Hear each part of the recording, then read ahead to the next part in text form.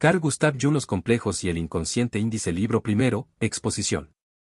1. Facetas del alma contemporánea. 2. Reconquista de la conciencia. Libro segundo, Los complejos. 3. Funciones y estructuras del consciente y del inconsciente. 4. La experiencia de las asociaciones. 5. Teoría de los complejos. Libro tercero, Los sueños. 6. Las enseñanzas del sueño. 7. Significación individual del sueño. 8. Del sueño al mito. Epílogo. Libro primero, exposición 1. Facetas del alma contemporánea 1. Mientras que la Edad Media, la Antigüedad e incluso la humanidad entera desde sus primeros balbuceos vivieron en la convicción de un alma sustancial, en la segunda mitad del siglo XIX se asiste al nacimiento de una psicología sin alma. Bajo la influencia del materialismo científico, todo lo que no puede verse con los ojos ni aprenderse con las manos se pone en duda y hasta sospechoso de metafísico, se vuelve comprometedor. Desde ese momento solo es científico, y, por consiguiente, admisible, lo que es manifiestamente material o lo que puede ser deducido de causas accesibles para los sentidos. Tal trastocamiento se había iniciado mucho antes, en una lenta gestación, muy anterior al materialismo. Cuando la era gótica, que se había alzado con un impulso unánime hacia el cielo aunque apoyándose en una base geográfica y en una concepción del mundo estrechamente circunscritas, se derrumbó, quebrantada por la catástrofe espiritual de la Reforma, la ascensión vertical del espíritu europeo se vio frenada por la expansión horizontal de la conciencia moderna.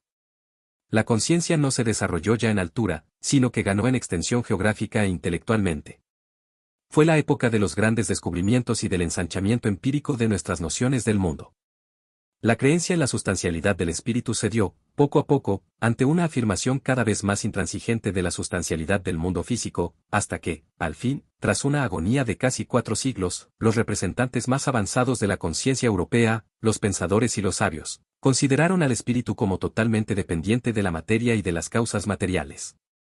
Sería un error, sin duda, imputar a la filosofía y a las ciencias naturales una inversión tan total.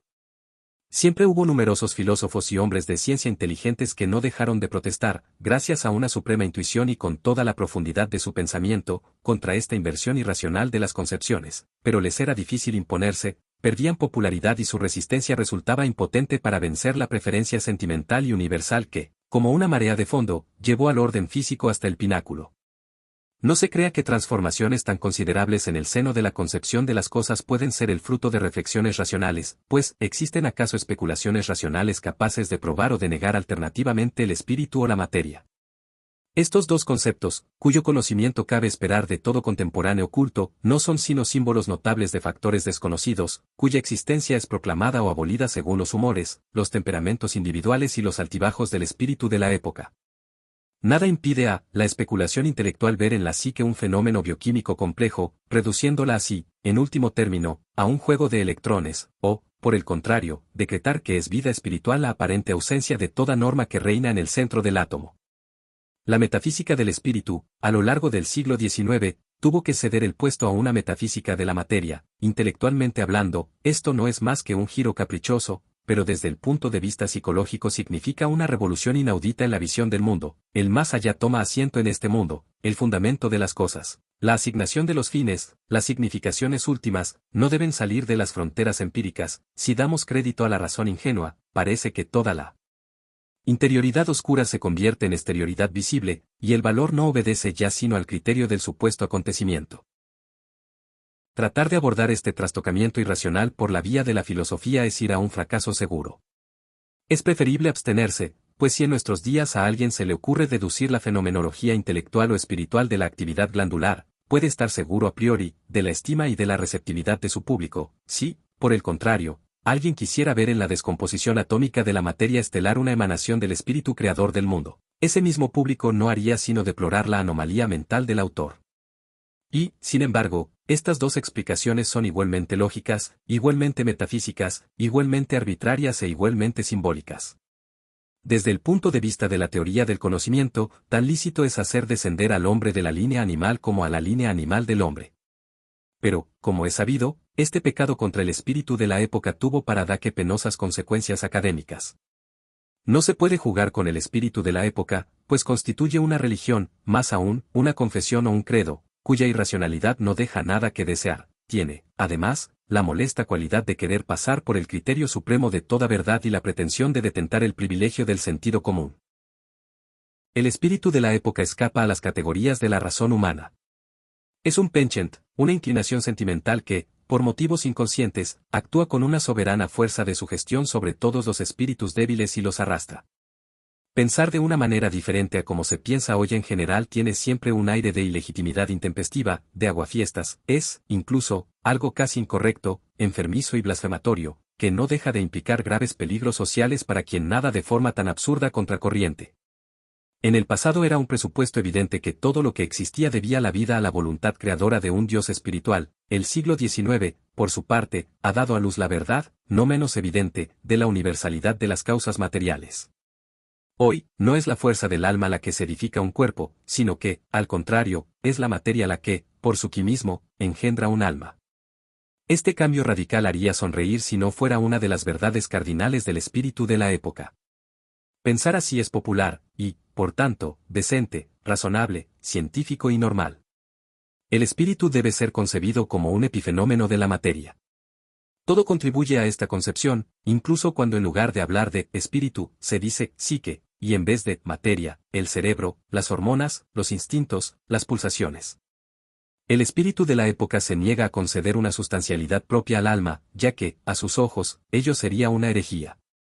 Hemos descubierto hoy que nuestros antepasados se abandonaban a una presunción intelectual arbitraria, suponían que el hombre posee un alma sustancial, de naturaleza divina y, por consiguiente, inmortal, que una fuerza propia del alma edifica el cuerpo, mantiene su vida, cura sus males, haciendo el alma capaz de una existencia extracorporal, que existen espíritus incorpóreos, con los que el alma tiene relaciones, y un mundo espiritual más allá de nuestro mundo empírico, que confiere al alma una ciencia de las cosas espirituales, cuyos orígenes no se podría encontrar en el mundo visible.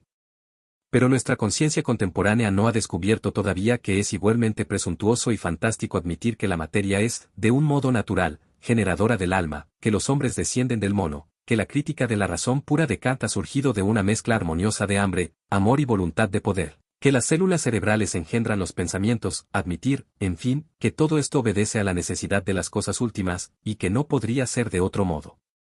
Pues, ¿qué es en el fondo esta materia todopoderosa? Es, todavía, un Dios creador, pero despojado de su antropomorfismo y vertido, a cambio, en el molde de un concepto universal cuya significación cada cual cree penetrar. Cierto es que la conciencia general ha adquirido una extensión inmensa, pero por desgracia solo desde el punto de vista del espacio y no del de la duración. Si no fuera así, nuestro sentimiento histórico sería mucho más vivaz. Si nuestra conciencia general no fuera puramente efímera, y tuviese al menos un poco de sentido histórico, sabríamos que en la época de la filosofía griega hubo transformaciones análogas de la divinidad, transformaciones que podrían suscitar algunas críticas a propósito de nuestra filosofía contemporánea. Pero el espíritu de la época se opone con violencia a estas reflexiones. La historia, para él, no es más que un arsenal de argumentos utilizables, que permiten, por ejemplo, decir, ya el viejo Aristóteles sabía que, etc. Semejante situación obliga a que nos preguntemos sinceramente de dónde proviene la inquietante potencia del espíritu de la época. Sin duda alguna, constituye un fenómeno psíquico de importancia primordial, un prejuicio. Por tanto, un perjuicio tan esencial en todos los casos, que no podremos llegar al problema del alma sin haber pasado por sus orcas caudinas. Como decía más arriba, la propensión incoercible a extraer preferentemente principios explicativos en el orden físico corresponde a la extensión horizontal de la conciencia a lo largo de los 4 últimos siglos. Esta tendencia horizontal es una reacción frente a la verticalidad exclusiva de la era gótica. Es una manifestación de la psicología de los pueblos que, como tal, se desarrolla siempre al margen de la conciencia individual. Exactamente igual que los primitivos, actuamos primero de forma totalmente inconsciente, no descubriendo el porqué de nuestro acto hasta mucho después de haberlo realizado. Entretanto, nos contentamos con una multitud de racionalizaciones aproximativas. Si tuviéramos conciencia del espíritu de nuestro tiempo y un mayor sentido histórico, comprenderíamos que si damos preferencia a las explicaciones basadas en el orden físico es porque en el pasado se recurrió de un modo abusivo al espíritu. Esta toma de conciencia despertaría nuestro sentido crítico. Nos diríamos, es probable que estemos cometiendo ahora el error inverso, que viene a ser, en el fondo, el mismo. Sobreestimamos las causas materiales creyendo haber encontrado así la clave del enigma, mecidos como estamos por la ilusión de conocer mejor la materia que el espíritu metafísico. Ahora bien, la materia nos es tan desconocida como el espíritu. Nada sabemos de las cosas últimas. Solo esta confesión nos devuelve el equilibrio. No negamos por ello la estrecha intrincación del alma y de la psicología del cerebro, de las glándulas y el cuerpo entero, nos asiste siempre la profunda convicción de que los datos de la conciencia están profundamente determinados por nuestras percepciones sensoriales, no dudamos en absoluto de que la herencia inconsciente nos imprime rasgos de carácter inmutables, tanto físicos como psíquicos, estamos indeleblemente marcados por la potencia de los instintos, que obstaculizan, favorecen o influyen de múltiples formas el devenir espiritual. Tenemos que confesar, incluso, que el alma humana, en principio, y cualquiera que sea el aspecto en que se la considere, se presenta, sobre todo en sus causas, sus fines y su sentido, como una copia fiel de todo lo que llamamos materia, empirismo, mundo. Y, finalmente, como remate de estas concesiones, nos preguntamos si el alma no será, a pesar de todo, una creación de segundo orden, una especie de epifenómeno totalmente dependiente del sustrato físico. Todo lo que en nosotros es razón práctica y participación en las cosas del mundo parece confirmarlo, y solo la duda respecto a la omnipotencia de la materia nos lleva a considerar con una mirada crítica este esquema científico del alma. Se le ha reprochado ya a esta concepción que asimile lo psíquico a una secreción glandular, los pensamientos no serían sino una secreción cerebral, se trata, en efecto, de una psicología sin alma. El alma, en esta concepción, no es un ens per se, una entidad que existe por sí misma, sino una simple emanación de los procesos físicos del sustrato. El que estos procesos tengan la calidad de conciencia es un hecho que, en resumidas cuentas, hay que aceptar tal como es, pues, si no fuera así, no se podría hablar de psique, más aún, no se podría hablar de nada, al faltar hasta el propio lenguaje. La conciencia es, pues, la condición sine qua non de lo psíquico, es decir, es el alma misma. Por este motivo todas las psicologías sin alma modernas son psicologías de la conciencia, excluyendo todo psiquismo inconsciente. No hay, en efecto, una, sino numerosas psicologías modernas. El hecho es curioso, no existe una matemática, una geología, una zoología, una botánica, etc. Se cataloga un número tan grande de psicologías modernas que una universidad americana puede publicar cada año un grueso volumen titulado Las psicologías de 1930, etc. Yo creo que hay tantas psicologías como filosofías. Pues existe no una, sino numerosas filosofías. Si hago esta alusión es porque entre la filosofía y la psicología reina una conexión indisoluble, conexión que se debe a la compenetración de sus objetos. En pocas palabras, el objeto de la psicología es el alma, el de la filosofía, el mundo. Hasta hace poco, la psicología constituía una de las partes de la filosofía, pero, como previo Nietzsche, se inicia un desarrollo de la psicología que amenaza con engullir a la filosofía. La semejanza interior de estas dos disciplinas se debe a que ambas consisten en una formación sistemática de opiniones sobre temas que escapan a un dominio total de la experiencia y, por consiguiente, a la trama de la razón empírica. Por ello mismo, ambas estimulan a la razón especulativa que empieza a elaborar concepciones, esta elaboración adquiere proporciones y aspectos de tal diversidad que, tanto en filosofía como en psicología, se necesitan numerosos volúmenes para resumir la multiplicidad de las opiniones. Ninguna de estas dos disciplinas podría subsistir sin la otra, cada una proporciona a la otra, en un intercambio mutuo, tácito y, en general, inconsciente, el principio mismo del que procede. La convicción moderna de la primacía de lo físico conduce, en último término, a una psicología sin alma, es decir, a una psicología en la que lo psíquico no podrá ser sino un efecto bioquímico. No existe, por otra parte, psicología moderna, científica, cuyo sistema explicativo se base únicamente en el espíritu. Nadie se atrevería hoy a fundar una psicología cimentada en la hipótesis de un alma autónoma, independiente del cuerpo. La idea de un espíritu en sí, de un cosmos espiritual que formara un sistema cerrado, postulado necesario para la existencia de almas individuales y separadas, es, al menos entre nosotros, absolutamente impopular. Debo añadir, es cierto, que todavía en 1914, en el curso de una joint session de la Aristotelian Society, de la Mind Association, y de la British Psychological Society, asistí en el Bedford College de Londres a una reunión de estudio cuyo tema era, ¿las almas individuales, están contenidas en Dios o no? Si alguien, en Inglaterra, dudara del carácter científico de estas sociedades que reúnen a la creme de la intelectualidad inglesa, no sería escuchado por su auditorio. En realidad, yo era uno de los pocos asistentes que sentía extrañeza ante aquel debate en el que se recurría a argumentos dignos del siglo XIII. Este ejemplo demuestra que la idea de un espíritu autónomo, cuya existencia se postula naturalmente, no está todavía proscrita del intelecto europeo ni petrificada en el estado de fósil medieval. Este recuerdo podría alentarnos a considerar la posibilidad de una psicología con alma, es decir, de una teoría del alma basada en el postulado de un espíritu autónomo. La impopularidad de semejante empresa no debe asustarnos, dado que la hipótesis del espíritu no es más fantástica que la de la materia. Ignorando por completo el modo mediante el cual lo psíquico es susceptible de derivarse de lo físico, y siendo lo psíquico, sin embargo, un hecho de experiencia innegable, tenemos derecho a invertir, por una vez, las hipótesis y suponer que el alma proviene de un principio espiritual tan inasequible como lo es el origen de la materia en la hipótesis contraria. Cierto es que semejante psicología no podría ser moderna, ya que se opone a lo que es actual. Por ello, mal que nos pese, tendremos que remontarnos a la doctrina del alma tal como la concebían nuestros antepasados que se alimentaron de esta hipótesis. Según la vieja concepción, el alma representaba la vida del cuerpo por excelencia, el soplo de vida, una especie de fuerza vital que, durante la gestación, el nacimiento o la procreación, penetraba en el orden físico, espacial, y abandonaba de nuevo el cuerpo moribundo con su último suspiro.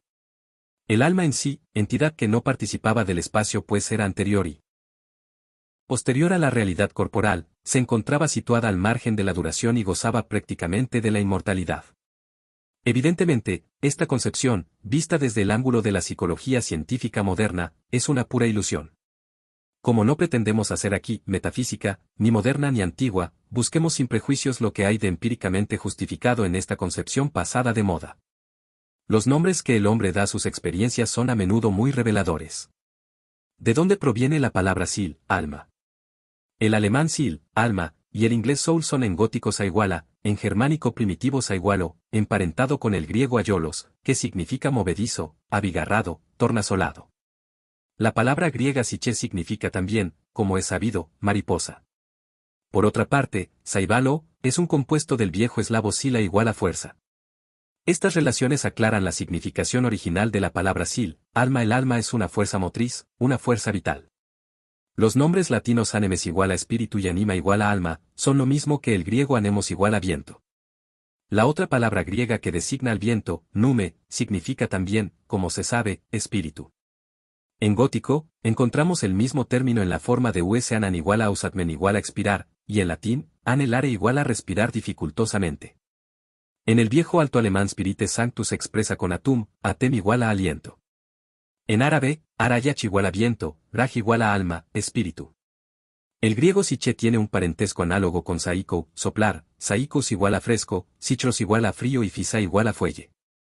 Estas relaciones muestran claramente que en latín, en griego y en árabe el nombre dado al alma evoca la representación de viento agitado, de soplo helado de los espíritus. Paralelamente, los primitivos tienen una visión del alma que le atribuye un cuerpo formado de soplos invisibles. Fácilmente se comprende que la respiración, que es un signo de vida, sirve para designarla con el mismo derecho que el movimiento o la fuerza creadora de movimiento. Otra concepción primitiva ve al alma como un fuego o una llama, siendo el calor también una característica de la vida. Otra representación curiosa, pero frecuente, identifica el alma y el nombre. El nombre de un individuo sería, según esto, su alma, y de aquí la costumbre de reencarnar en los recién nacidos el alma de los antepasados dándoles los nombres de estos. Esta concepción equivale a identificar la parte con el todo, el yo consciente con el alma que expresa. Frecuentemente, el alma es confundida también con las profundidades oscuras, con la sombra del individuo, de aquí que pisar la sombra de alguien sea una ofensa mortal. Esta es la razón de que el mediodía, la hora de los espíritus en el hemisferio sur, sea la hora peligrosa. La disminución de la sombra equivale a una amenaza contra la vida. La sombra expresa lo que los griegos llamaban el sinopados, ese algo que nos sigue detrás, esa sensación imperceptible y vivaz de una presencia, también se ha llamado sombra al alma de los desaparecidos. Estas alusiones bastan para demostrar de qué manera la intuición original elaboró la experiencia del alma. Lo psíquico aparecía como una fuente de vida, un praemen movens, como una presencia sobrenatural pero objetiva. Esto explica que el primitivo pudiera conversar con su alma, ésta tiene una voz, que no es exactamente idéntica a él mismo ni a su conciencia. Lo psíquico, para la experiencia originaria, no es, como para nosotros, la quinta esencia de lo subjetivo y de lo arbitrario, es algo objetivo, algo que brota de forma espontánea y que tiene en sí mismo su razón de ser. Esta concepción, desde un punto de vista empírico, está perfectamente justificada, no solo al nivel primitivo, sino también en el hombre civilizado. Lo psíquico resulta ser algo objetivo, sustraído en gran medida a la arbitrariedad de la conciencia. Así, somos incapaces, por ejemplo, de reprimir la mayoría de nuestras emociones, de transformar en buen humor un humor detestable, de provocar o impedir sueños. Hasta el hombre más inteligente del mundo puede ser presa en ciertas ocasiones de ideas de las que no logra desembarazarse, a despecho de los mayores esfuerzos de voluntad. Nuestra memoria da los saltos más increíbles sin que podamos intervenir más que con nuestra admiración pasiva, nos pasan por la cabeza fantasías que ni hemos buscado ni esperamos. Es cierto que nos halaga ser los dueños en nuestra propia casa. En realidad, dependemos, en proporciones angustiosas, de un funcionamiento preciso de nuestro psiquismo inconsciente, de sus sobresaltos y de sus fallos ocasionales. Además, después de estudiar la psicología de los neuróticos, resulta ridículo que haya todavía psicólogos que pongan a la conciencia y a la psique en el mismo plano. Por otra parte, la psicología de los neuróticos no se diferencia, como es sabido, de la de los individuos considerados normales más que por rasgos insignificantes. Además, ¿quién, en nuestros tiempos, tiene la perfecta seguridad de no ser neurótico? Esta situación de hecho justifica elocuentemente de un modo inmediato y peligroso, la vieja concepción según la cual el alma era una realidad autónoma no solo objetiva, sino también arbitraria. La suposición que la acompañaba de que esta entidad misteriosa e inquietante es, al mismo tiempo, la fuente de vida, es perfectamente comprensible desde un punto de vista psicológico, pues la experiencia demuestra que el yo, la conciencia, brotan de la vida inconsciente. El niño pequeño presenta una vida psíquica sin conciencia del yo apreciable, y por ello los primeros años de la vida apenas si dejan huellas en la memoria. ¿De dónde surgen todas las ideas buenas y saludables que nos vienen de improviso al espíritu? ¿De dónde surgen el entusiasmo, la inspiración y la sensación de la vida en su plenitud? El primitivo siente en las profundidades de su alma la fuente de la vida, se siente impresionado hasta las raíces de su ser por la actividad de su alma, generadora de vida, y, por ello, acepta con credulidad todo lo que actúa sobre el alma, los usos mágicos de todo género. Para el primitivo, el alma es, pues, la vida absoluta, que no imagina dominar sino de la que se siente dependiente en todas las relaciones. La idea de la inmortalidad del alma, por inaudita que nos parezca, no tiene nada de sorprendente para el empirismo primitivo. El alma es, sin duda, algo extraño, no está localizada en el espacio, mientras que todo lo que existe ocupa una cierta extensión. Suponemos con certidumbre que nuestros pensamientos se sitúan en la cabeza, pero si se trata de los sentimientos ya nos mostramos indecisos, pues estos parecen brotar más de la región del corazón. En cuanto a las sensaciones, están repartidas por el conjunto del cuerpo. Nuestra teoría pretende que la conciencia se asienta en la cabeza. Los indios pueblos, por su parte, me aseguraron que los americanos estaban locos al pensar que las ideas se hallaban en la cabeza, puesto que todo ser razonable piensa con el corazón. Ciertas tribus negras no localizan su psiquismo ni en la cabeza ni en el corazón, sino en el vientre. A esta incertidumbre de la localización espacial se añade el aspecto inextenso de los estados psíquicos, aspecto inextenso que aumenta a medida que se alejan de la sensación.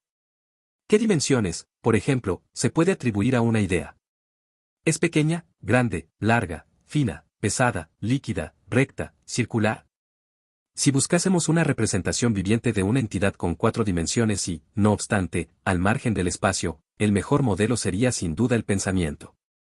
Sin embargo, sería tan fácil todo, si fuera posible negar sencillamente la psique. Más para ello chocamos con la experiencia, inmediata en grado sumo, de algo existencial, implantado en el seno de nuestro mundo real de 3 dimensiones, mensurable y ponderable, y que, desde todos los puntos de vista y en cada uno de sus elementos, es sorprendentemente dispar de esta realidad, no obstante reflejarla. El alma podría ser a la vez un punto matemático y tener la inmensidad de un mundo planetario. ¿Se le puede reprochar algo a la intuición ingenua según la cual una entidad tan paradójica raya en lo divino? Si el alma está al margen del espacio, es incorpórea. Los cuerpos mueren, pero ¿cómo podría aniquilarse lo invisible y lo inextenso? Además, la vida y el alma existen antes que el yo y le sobreviven, como lo atestiguan el sueño y la existencia de los demás, cuando el yo, durante el sueño o en un síncope, no vive. ¿Por qué, ante estos hechos, la intuición primitiva iba a negar que el alma existe al margen del cuerpo? Confieso que no advierto en esta pretendida superstición más absurdidad que en los resultados de las investigaciones sobre la herencia o en los de la psicología de los instintos.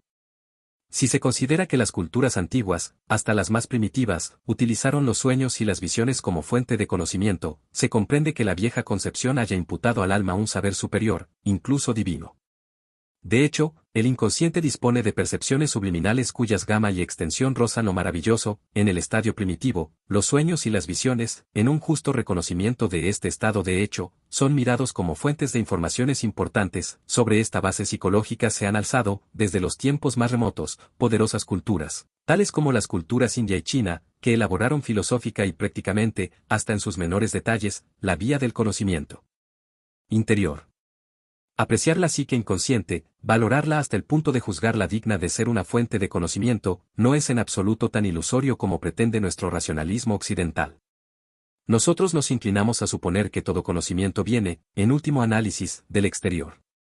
Pero hoy sabemos con certeza que el inconsciente posee contenidos que, si pudiéramos hacerlos conscientes, representarían un aumento inmenso de conocimientos.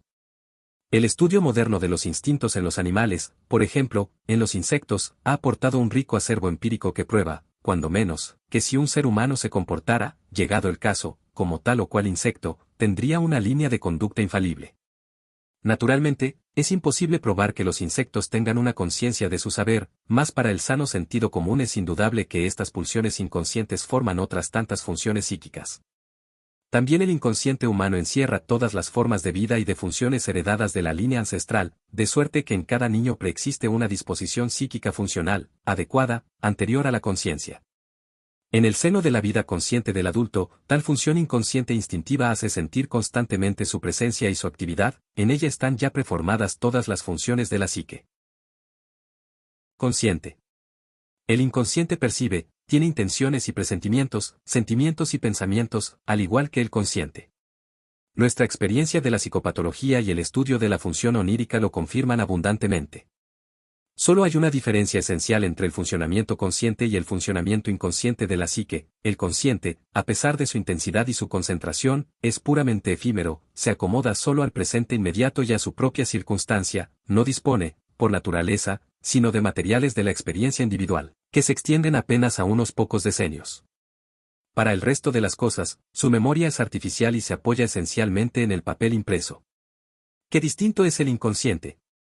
Ni concentrado ni intenso, sino crepuscular hasta la oscuridad, abarca una extensión inmensa y guarda juntos, de modo paradójico, los elementos más heterogéneos, disponiendo, además, de una masa inconmensurable de percepciones subliminales, del tesoro prodigioso de las estratificaciones depositadas en el transcurso de la vida de los antepasados, quienes, por su sola existencia, contribuyeron a la diferenciación de la especie.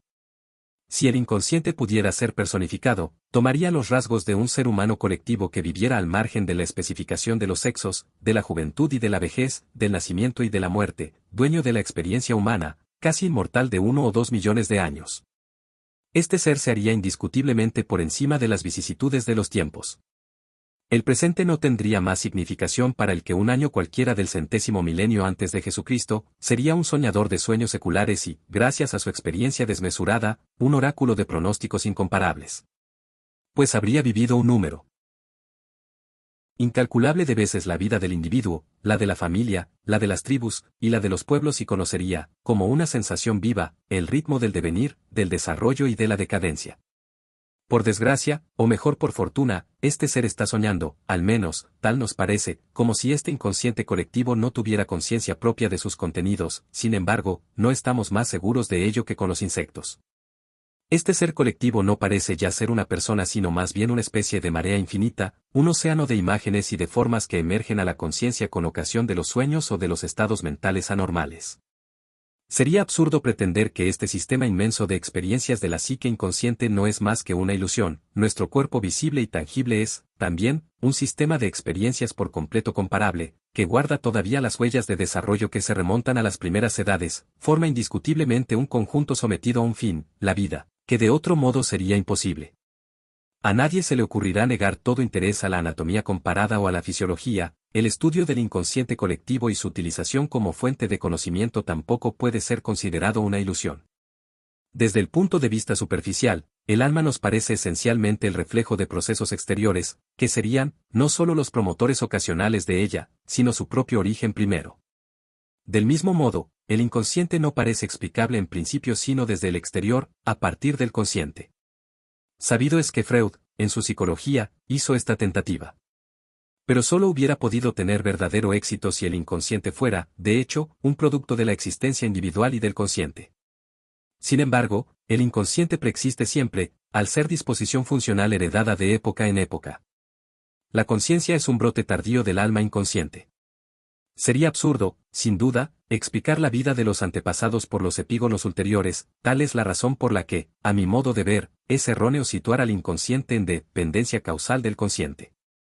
Lo contrario es, sin duda, más cierto. Precisamente este punto de vista opuesto era el de la forma de ver tradicional, especie de vieja psicología que, presciente del inestimable tesoro de experiencias oscuras ocultas bajo el umbral de la conciencia individual y efímera, no consideró el alma del individuo más que en dependencia de un sistema cósmico espiritual. Para ella no se trataba solo de una hipótesis, sino la evidencia manifiesta de que este sistema era una entidad dotada de voluntad y de conciencia, y hasta incluso un ser. Y a este ser se le llamó Dios, que se convirtió así en la quinta esencia de toda realidad. Dios era el ser más real, la prima causa, solo mediante la cual podía ser explicada el alma. Esta hipótesis tiene su razón de ser psicológica, calificar de divino, en relación al hombre, a un ser más o menos inmortal, dotado de una experiencia más o menos eterna, no es totalmente injustificado. Lo que precede esboza la problemática de una psicología basada, no en el orden físico como principio explicativo, sino en un sistema espiritual cuyo prime movens no es ni la materia y sus cualidades, ni un estado energético, sino Dios. Invocando la filosofía moderna de la naturaleza, nos arriesgamos en este punto a la tentación de llamar Dios a la energía o al impulso vital, y de meter así en el mismo saco al espíritu y a la naturaleza. En tanto que semejante empresa quede limitada a las alturas nebulosas de la filosofía especulativa, el peligro no es grande. Pero si queremos operar de igual modo en las esferas inferiores de la experiencia científica, no tardaremos en perdernos en confusiones sin salida, al estar nuestras explicaciones dirigidas a lograr un alcance práctico. En efecto, no pretendemos una psicología de visiones únicamente académicas y cuyas explicaciones se queden en la práctica en letra muerta, necesitamos una psicología práctica, verdadera en su ejercicio, es decir, capaz de proporcionar explicaciones confirmadas por sus resultados. En la palestra de la psicoterapia práctica, buscamos resultados viables, ajenos a la elaboración de teorías sin valor e incluso dañinas para el enfermo. Aquí es, a menudo, cuestión de vida o muerte el saber si la explicación debe recurrir a la materia o al espíritu. No olvidemos que, desde el punto de vista naturalista, todo lo que es espíritu es una ilusión, y que, por otra parte, el espíritu frecuentemente tiene que negar y superar un hecho físico inoportuno para afirmar su propia existencia. Si no reconozco más que valores naturales, minimizaré, entorpeceré o incluso aniquilaré con mi hipótesis física el desarrollo espiritual de mi enfermo. Sí, por el contrario, en último análisis lo traspongo todo a las esferas etéreas, desconoceré y violentaré al individuo natural en su legítima existencia física. La mayoría de los suicidios que se producen en el transcurso de un tratamiento psicoterápico provienen de falsas maniobras de esta clase. La energía es Dios o Dios es la energía, esto importa poco, pues el hecho resulta impenetrable en todo conocimiento de causa. En cambio, debo estar al corriente de las posibilidades de explicaciones psicológicas. El psicólogo moderno no está ya entregado a una u otra de estas actitudes, vacila entre las dos en una alternativa peligrosa, expuesto a la fácil tentación de un oportunismo desprovisto de todo carácter. Aquí está, sin duda alguna, el gran peligro de la coincidentia oppositorum, de la liberación del dilema de los contrarios por el intelecto que lo supera. ¿Cómo de la equivalencia de dos hipótesis opuestas podrían hacer otra cosa que una indecisión oscilante y sin fuerza sobre el vacío? Esta situación pone de relieve la ventaja de un principio explicativo único, que permita tomar un partido netamente definido. Tropezamos aquí indudablemente con un problema muy arduo. Necesitamos una realidad, un fundamento explicativo real sobre el que podamos apoyarnos, y, sin embargo, al psicólogo moderno le es imposible contentarse con el recurso al orden físico, una vez que ha adquirido claramente conciencia de lo que la interpretación espiritualista tiene de justificado. Pero ya no podrá tampoco adoptar totalmente esta, pues ello sería prescindir de los motivos de la validez relativa del punto de vista físico. Entonces, ¿a qué carta quedarse? El estudio de este dilema y la búsqueda de su solución me han conducido a las siguientes reflexiones. El conflicto entre la naturaleza y el espíritu no es sino la traducción de la esencia paradójica del alma. Esta posee un aspecto físico y otro espiritual que parecen contradecirse solo porque, en último análisis, no captamos su esencia. Siempre que el entendimiento humano quiere aprender algo que, en último análisis, no comprende ni puede comprender, para captar algunos aspectos de la cosa debe, si es sincero, someterse a una contradicción y escindir el objeto en sus apariencias opuestas. El conflicto entre el aspecto físico y el aspecto espiritual no hace sino demostrar que lo psíquico es, en el fondo, algo inacible, sin duda alguna, es nuestra única y exclusiva experiencia inmediata. Todo lo que experimento es psíquico, hasta en el caso del dolor físico lo que siento es su transcripción psíquica. Todas las percepciones de mis sentidos que me imponen un mundo de objetos espaciales e impenetrables son imágenes psíquicas que representan mi única experiencia inmediata, dado que estas imágenes son los únicos datos inmediatos de mi conciencia. Mi psique transforma y falsifica la realidad en proporciones tales que es preciso recurrir a expedientes a fin de constatar lo que las cosas son fuera de mí, por ejemplo, que un sonido es una vibración del aire de una cierta frecuencia y que un color es una de las longitudes de onda de la luz. En el fondo, estamos tan inmersos en nuestras imágenes psíquicas que no podemos penetrar la naturaleza de las cosas que nos son exteriores. Todo lo que llegamos a conocer no está formado más que de materiales psíquicos. La psique es la entidad real en grado sumo, puesto que es la única inmediata. En esta realidad, en la realidad del psiquismo, es en la que el psicólogo debe apoyarse.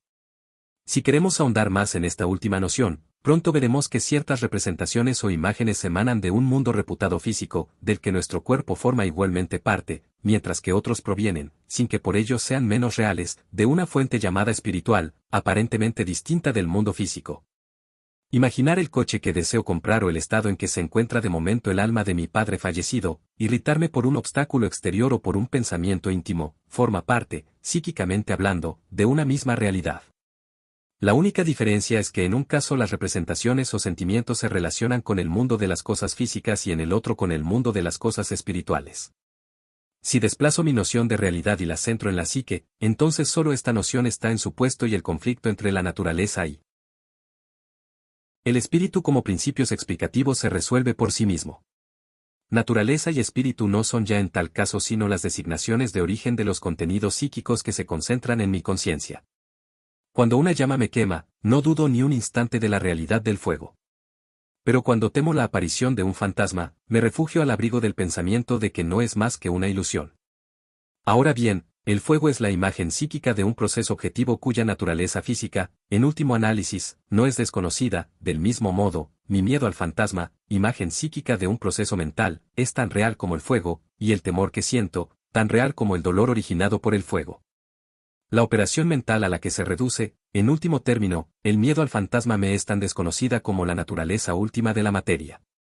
No se me ocurre explicar la naturaleza del fuego de otro modo que por nociones químicas y físicas, tampoco se me pasa por la cabeza explicar mi miedo al fantasma de otro modo que por factores psíquicos. El hecho de que solo la experiencia psíquica sea inmediata y de que, en consecuencia, la única realidad inmediata no pueda ser sino de orden psíquico, explica por qué el hombre primitivo siente los espíritus y las influencias mágicas con la misma concreción que los acontecimientos exteriores. El primitivo no ha dividido todavía su experiencia original en contrastes irreductibles. En su universo, el espíritu y la materia se compenetran y los dioses pueblan los bosques y los campos. Es semejante todavía a un niño recién nacido, envuelto, como la crisálida por su capullo, por los sueños de su alma y por el mundo tal como es realmente, anterior a la desfiguración que le infligen las dificultades de conocimiento de un entendimiento incipiente.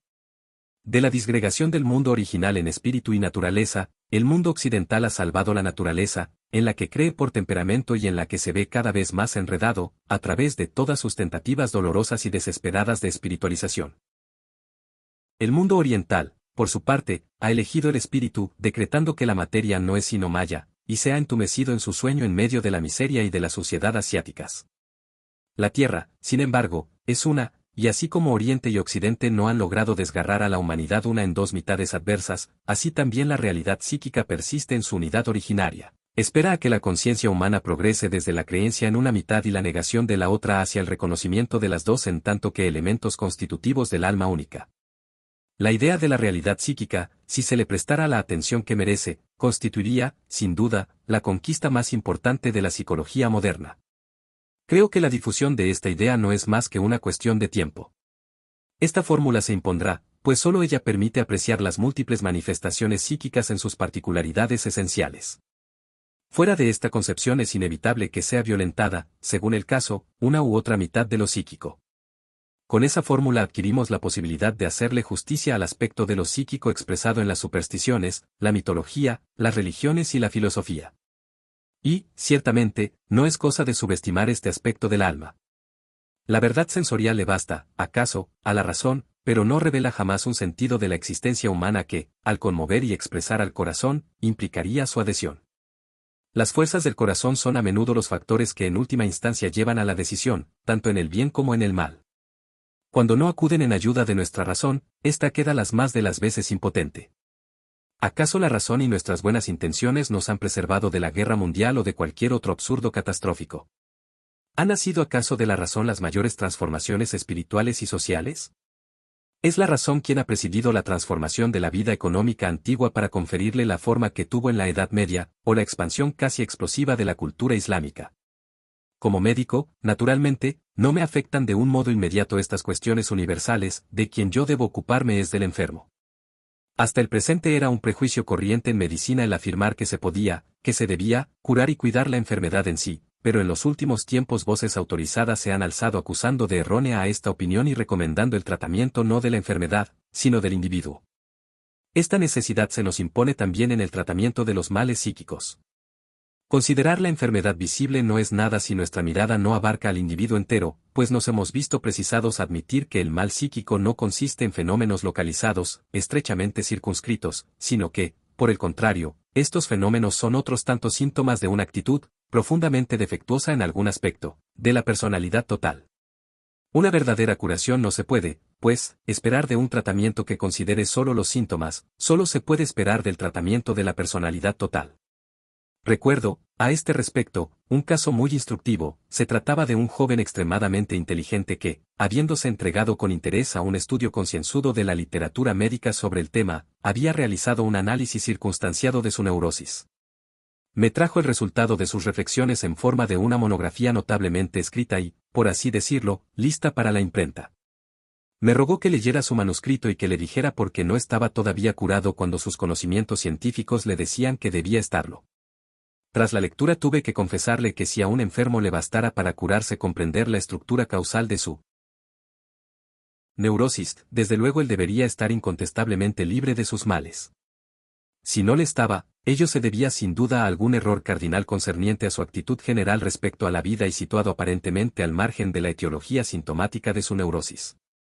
No sin sorpresa supe por su anamnesis que solía pasar el invierno en Saint-Moritz o en Niza. Le pregunté quién pagaba estas estancias y resultó ser una pobre institutriz que le amaba y que ahorraba a costa de su comida día a día el dinero necesario para las vacaciones del joven. El motivo de su neurosis se hallaba en esta amoralidad, que explicaba, además, la ineficacia de la comprensión científica. En este caso el fallo inicial residía en la actitud moral. El enfermo juzgó mi opinión muy poco científica, ya que la moral no tenía nada que ver con la ciencia. Creía que, en nombre del pensamiento científico, se podía eliminar una inmoralidad que, en el fondo, él mismo no soportaba, y que se podía pretender que no había conflicto, puesto que la mujer que le amaba le daba gustosa aquel dinero. Podemos entregarnos, a este respecto, a todos los raciocinios científicos que queramos, pero ello no impedirá que la mayoría de los seres civilizados no soporten semejante actitud. La actitud moral es un factor real que el psicólogo debe tener en cuenta si no quiere arriesgarse a las mayores equivocaciones. Lo mismo sucede de hecho con ciertas convicciones religiosas que, racionalmente infundadas, no por ello dejan de representar para ciertas personas una necesidad vital. Estamos, una vez más, ante realidades psíquicas capaces tanto de causar como de curar enfermedades. ¿Cuántas veces he oído a un enfermo exclamar, si conociera el sentido y el objetivo de mi existencia no tendría que soportar estos trastornos nerviosos? Poco importa ser rico o pobre, tener familia y situación o no tenerla, pues lo que es preciso es que ello baste para dar un sentido a una vida. Se trata aquí más bien de la necesidad irracional de una vida llamada espiritual que no se encuentra ni en las universidades, ni en las bibliotecas, ni siquiera en las iglesias. No puede aceptar lo que se le ofrece, cosas que hablan al intelecto, sin conmover al corazón. En tal caso, el reconocimiento exacto por el médico del factor espiritual es de una importancia absolutamente vital, importancia que el inconsciente del enfermo subraya al producir, por ejemplo, en los sueños, contenidos cuya naturaleza debe ser calificada, en cuanto a lo esencial, de religiosa. Desconocer el origen espiritual de tales contenidos conduciría a un tratamiento equivocado y a un fracaso. En efecto, las representaciones espirituales generales son un elemento constitutivo indispensable de la vida psíquica, se hallan en todos los pueblos que gozan de una conciencia ya algo liberada. Por eso, su ausencia parcial o incluso su negación incidental en los pueblos civilizados deben considerarse como un signo de decadencia. La psicología, en su desarrollo actual, se preocupa especialmente del condicionamiento físico del alma. En el futuro, la tarea de la psicología será estudiar el condicionamiento espiritual de las operaciones psíquicas. Pero la historia natural del espíritu se encuentra hoy todavía en un estado comparable al de las ciencias naturales del siglo XIII. Estamos apenas comenzando a confrontar experiencias.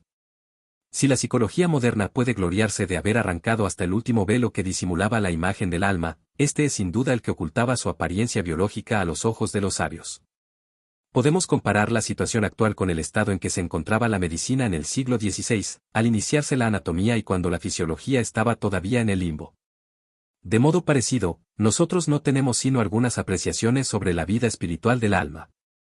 Hoy sabemos, es cierto, que se dan en el alma operaciones de metamorfosis condicionadas espiritualmente y que se hallan, entre otras, en la base de las iniciaciones bien conocidas en la psicología de los primitivos o de los estados engendrados por el yoga.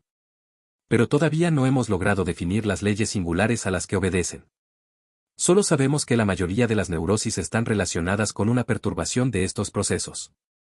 La investigación psicológica no ha logrado librar al rostro del alma de sus velos múltiples, pues ésta es lejana, inabordable y oscura como todos los secretos profundos de la vida.